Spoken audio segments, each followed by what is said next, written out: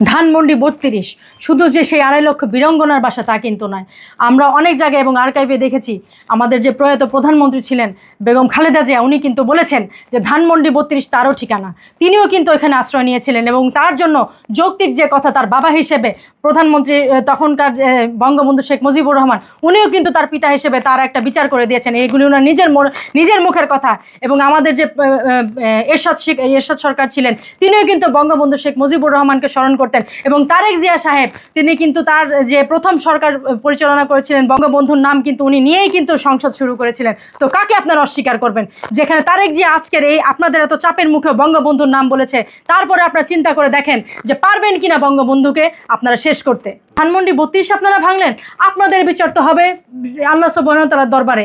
এবং আরেকটা কথা মনে রাখবেন, ধানমন্ডি ৩২ এটা শুধু তাদের ঠিকানা না, এটা পুরো জাতির ঠিকানা।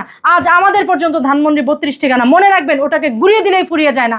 আমরা আবার সংরক্ষিত করবো ৩২কে ৩২ তালা বানাবো এবং ধানমন্ডি ৩২ মাথা উঁচু করে দাঁড়িয়ে থাকবে যতদিন বাঙালি থাকবে, যতদিন পদ্মা মেঘনা যমুনা থাকবে, যতদিন হচ্ছে এই স্লোগান থাকবে যে বীর বাঙালি অস্ত্র ধরো বাংলাদেশ স্বাধীন কর, তোমার আমার ঠিকানা পদ্মা মেঘনা যমুনা।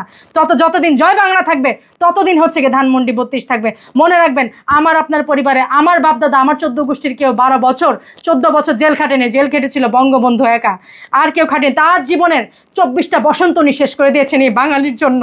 তো সেই পিতাকে আপনারা যারা অস্বীকার করেন, আপনারা যারা আজকে প্রশ্নবিদ্ধ করেছেন, আপনারা আজকে তাকে নিয়ে যারা বিতর্ক সৃষ্টি করেছেন, মহাকাল আপনাদের বিচার করবে।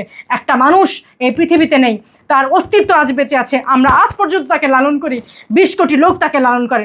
চাইলেও আপনারা বঙ্গবন্ধুকে শেষ করতে পারবেন না। বঙ্গবন্ধু বাংলাদেশের, বঙ্গবন্ধু আমাদের সবার। আওয়ামী লীগের একার কোনো সম্পত্তি বঙ্গবন্ধু না। বঙ্গবন্ধু কালে কালে যুগে আমাদের সবার। উনি মরে যাননি, উনি মহাজাগতিক সফরে গিয়েছেন, উনি আমাদের ভেতরে থাকবেন। এখনও জয় বাংলা বললে আমাদের গায়ে অনুরণ হয়, এখনও জয় বাংলা বলে তোরা ভয় পাস। এবং তোরা যে আন্দোলন করেছিলি, এই আন্দোলনের মূল ছিল যে সে বঙ্গবন্ধুর বাংলায় বৈষম্যের ঠাঁই নাই। অতএব মনে রাখিস, সাধু তোরা সাবধান, তোদের জন্য বঙ্গবন্ধু আমাদের রেখে গেছে এবং বঙ্গবন্ধু আমাদের অস্তিত্বে লালন করি। সেই বাঙালি আমরা যাতে বাঙালি, আমরা বাঁশকে অস্ত্র বানিয়ে তোদের মারতে পারি। তিতুমিরের বাঁশের কেল্লা থেকে আরম্ভ করে ৭১ পর্যন্ত যত কৃষক ছিল, যত কামার চামার ছিল, তারা সবাই নিরস্ত্র ছিল।